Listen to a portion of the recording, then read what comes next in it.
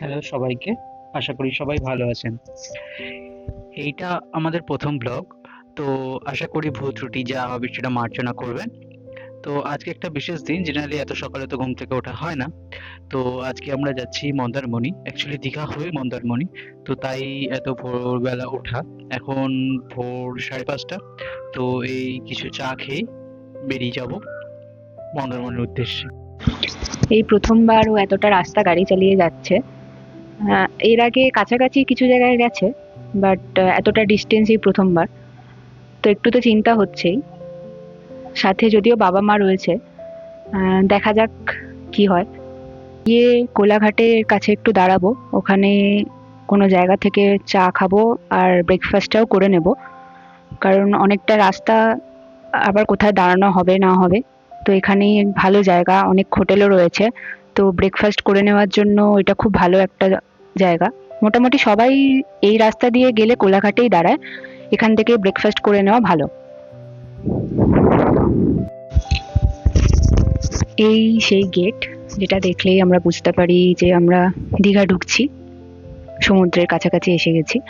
এই গেটটা ক্রস করার পরেই দুদিকে দুটো রাস্তা চলে যাচ্ছে। প্রথম রাস্তাটা যেটা, ওটা মেরিন ড্রাইভ হয়ে তাজপুর, শঙ্করপুর হয়ে মন্দারমণির দিকে চলে যাচ্ছে। আর একটা রাস্তা চলে গেছে, ওটা দীঘার মোহনার দিকে।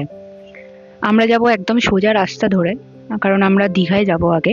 ওখানে বাবা মাকে ড্রপ করে তারপরে ওখান থেকে আমরা এই মেরিন ড্রাইভের রাস্তা ধরেই আবার মন্দারমণি যাব। ও এতটা রাস্তা তো গাড়ি চালিয়ে চলে এসেছে, খুব ভালোই গাড়ি চালিয়েছে। আর রাস্তাতে জ্যামও সেরকম ছিল না খুব একটা। আর আমাদের ওই 15-20 মিনিট মতো টাইম লাগবে হোটেলে পৌঁছাতে। আমরা রয়েছি গোয়া রিসর্টে। বিকালে ঘুম থেকে উঠে আমরা সবার প্রথমে বিচে গেছিলাম। তো এত সুন্দর লাগছিল, ওয়েদারটাও খুব ভালো ছিল বিকালের দিকে। তারপর বিচ থেকে ব্যাক করে আমরা পুলে নামি। তো ও ফার্স্ট টাইম পুলে নেমেছে, তো ওর জন্য এক্সাইটমেন্ট অনেক বেশি ছিল। তো তো আমরা বিচে গিয়ে একটু হাঁটাহাঁটি করে ওখানে যে বিচে যে শ্যাপগুলো রয়েছে সেখান থেকে আমরা ক্র্যাব খেলাম। খেয়ে তারপরে আবার হোটেলে ফিরে এসে আমাদের ডিনারটা অর্ডার করে দিলাম।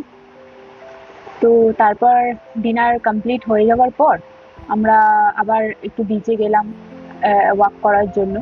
তো সেদিন পূর্ণিমা ছিল, আর পূর্ণিমার চাঁদের আলো সমুদ্রের ওপর পড়ে একটা অসাধারণ ভিউ, এত সুন্দর লাগছিল। তার মধ্যে হাঁটছি আর সুন্দর হাওয়াও দিচ্ছে, একটা দারুণ অভিজ্ঞতা হয়েছে। ঘুরতে গিয়ে ঘুম থেকে তাড়াতাড়ি ওঠা আর হয়ে ওঠে না, তো যথারীতি আমরা সানরাইজটা মিস করেছি। ওই 9টা নাগাদ আমরা কমপ্লিমেন্টারি ব্রেকফাস্ট করতে যাই। ব্রেকফাস্ট সেরে আমরা বিচে একটুখানি হাঁটাহাঁটি করতে যাই। আর বিচে এসে ডাব খাবো না এরকমটা তো হতে পারে না। তো দুজন দুটো ডাব খেয়ে বিচেই ঘোরাঘুরি করতে থাকি। আর এদিনকে টেম্পারেচারটাও একটু বেশি ছিল সকালের দিকে। তো আমরা একটা শ্যাকে গিয়ে প্রন আর ক্র্যাব ট্রাই করি, আর দেন আবার রিসর্টে ব্যাক করি। তো সেদিনকে স্যাটারডে ছিল।